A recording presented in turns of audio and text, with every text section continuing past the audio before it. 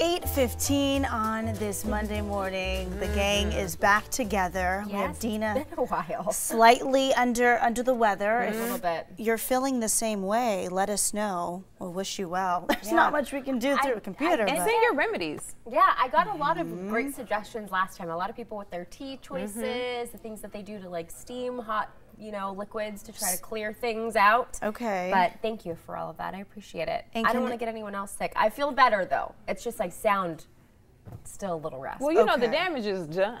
We are in the incubator. So it's a wrap. That's what everyone's saying here. I know I get back, but Cornelia, you always have some sort of remedy up your sleeve. Oh, I gave Dina on Friday. I gave her tea. Do the Vicks Vapor Rub. I tried that. Did you? Yeah. So if you have a cough and you're congested and you can't sleep at night, put Vapor Rub on the bottom of your feet. Yep. Put socks on, and that soothes the cough. Yeah, I did it. Okay. I still had a little cough, but by today it kind of has gone away, so it may have worked for me. You probably didn't put enough on. You gotta really put you gotta scoop it out and then put it on. Speaking of feet, my mom used to put that on my chest, but it was just always right there, and it just felt so dramatic.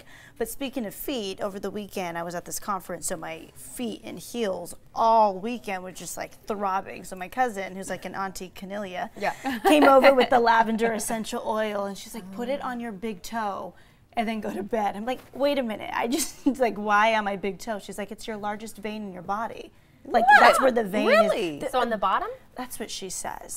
But she doesn't, she's not in the field I or anything like that. have a lot of friends who swear by their essential oils. I've tried them. Yeah. I feel like I did use a peppermint one for a headache once, and it did work. So. Okay. And I'm sure a lot of our viewers are probably chiming in. I'm going to look at our Facebook page right now because you guys are leaving comments, so we thank you for doing that.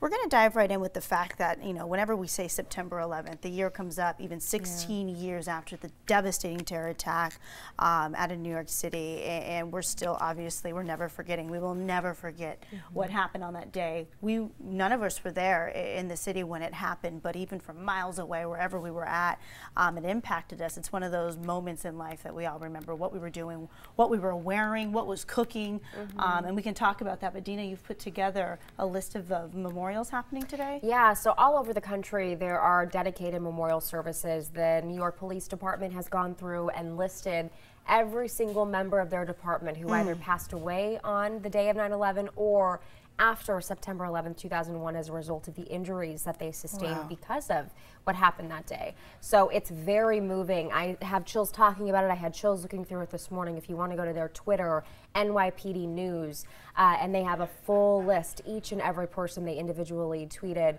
a little memorial for each of them. Also, the President and Melania Trump, the First Lady, were memorializing this morning, and NYPD as well as NYFD, the fire department.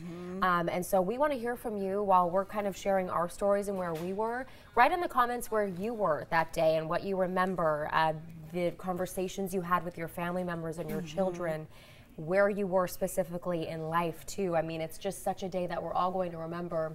How much has changed? Yes, and since hashtag never forget. That has never held such a meaning as it does because of a result of what happened. Obviously, Twitter wasn't around when this happened. No. But now if you go online today, you'll see that trending.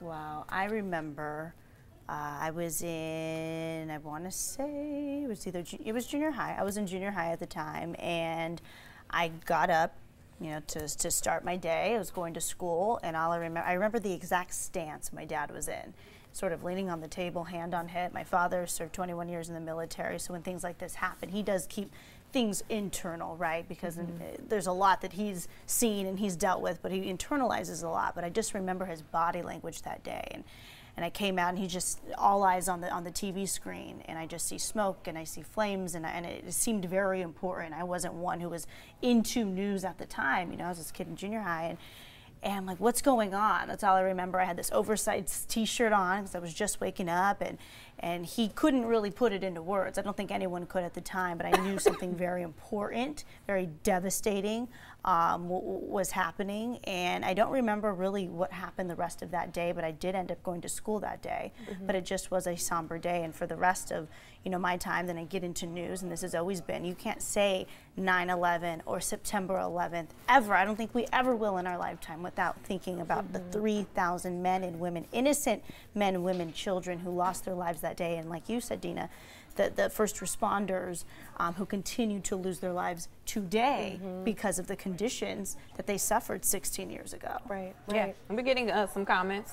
Kathy Montemayor says, working 3 blocks from the White House. Scary time. Oh my Glenn McBurney, God. on my way to work, Crosstown Freeway East, passing the Filbert Street in Stockton. We have Steve Reed, who says, on my way to work as security director at Arden Fair, we made a decision to close the mall as a security decision. Wow. So yeah, I think, and people don't remember, or either you do, because nobody knew what was going on.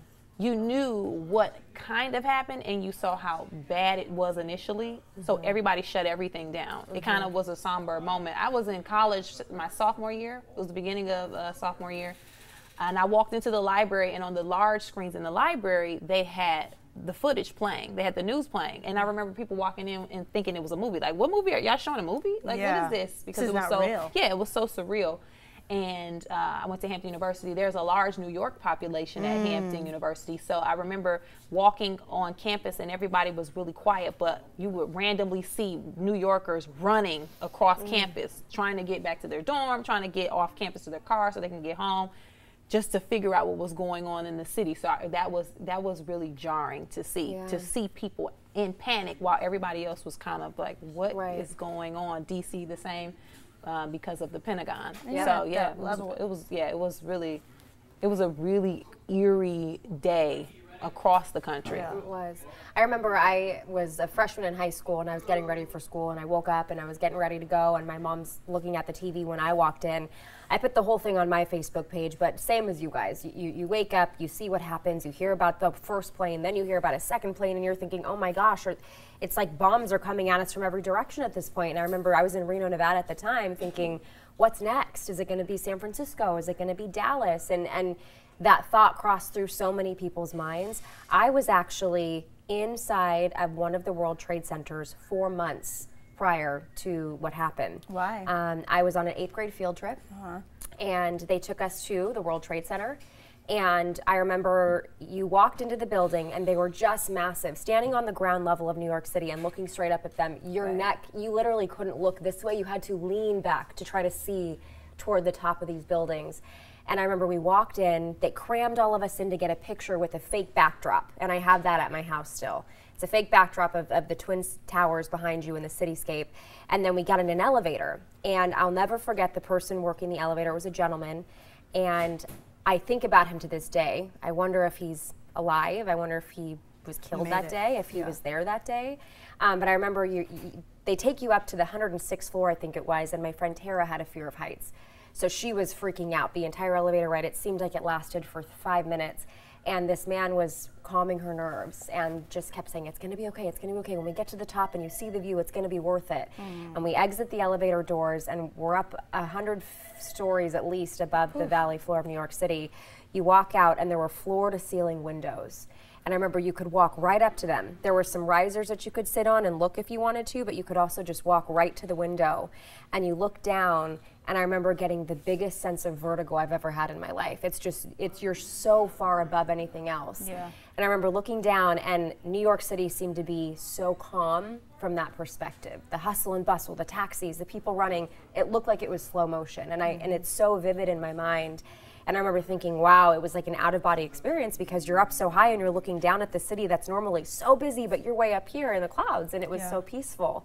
And that memory I'm so grateful to have. I mean, the fact that I was there just 4 months before this, it really stands in my mind as a moment that I'm never going to forget. But you just have to think about all the people who went to work that day, all the family members who are coming home on this day every year, thinking about those people in that day, and our hearts are with all of them, because it certainly was a tragic day for America, and so much has changed, as you mentioned, because of it. And the kids who weren't yet born at that time, whose mom and dad, grandma, aunt, uncle, whoever was in that building or were in those buildings. And 16 years later, I mean, they're young adults now. And what goes through their mind, I always think about that, you know, being a military brat. I think what would ever have happened to me if my father would have passed. And, you know, that's a career that you sign up for knowing that you're putting your life on the line. You know, the people who signed up for those jobs in those buildings, they never signed up for this. No one does in that you know, kind of field. And for I just think of the first responders, everyone who kind of the same thing when Harvey happened a couple of weeks ago, right? Was it a week ago now, or 2 weeks? It was just 1 week. It feels like it's been a long time. But when Harvey happened, how the whole nation rallied. Yeah. You know, that's sort of the same thing that I remember about 9/11, but it was so different because that wasn't a natural disaster. That was a terrorist attack. That was someone attacking us as a nation. You know, not Mother Nature. So. It's interesting, though, this time of year because of hurricane season. Now we're dealing with Irma and watching everything that's happening down in Florida and devastation once again. And you still see those same stories of heroism from our own people. So we could have a very divisive nation at times, especially coming off of this historic election. But at the end of the day, people are there for people. Yeah. Yeah, absolutely. So thank you for sharing your stories. I love seeing all these stories. I mean, Kimberly Morgan, my daughter was born on this day 14 years ago. She's so upset that she was born today. Oh, no. Side story, my friend Sophia, we picked her up from school on 9/11. Her birthday is also September 11th. We pick her up at her house the day that this happened, and I had just got done watching the news. We went to her house in the morning, and she gets in, and she's like, hey, it's my birthday. And I said, did you not hear what happened? And she goes, what? And then I told her. She's like, oh my gosh. And so we walk into the school and somebody goes, it would suck to have your birthday today. And she's going, oh great. And so now forever, this has been a moment that has, you know, kind of trumped her day, which is fine for her. I mean, she knows that that's so important, but it was certainly one of those same things, Kimberly Morgan, that you're describing, where you feel like as a person who's born on this day, gosh, I wish my day was different. Because I don't want to have to celebrate on a day where so many people can't, you know? Yeah. Well, thank you again for sharing those stories.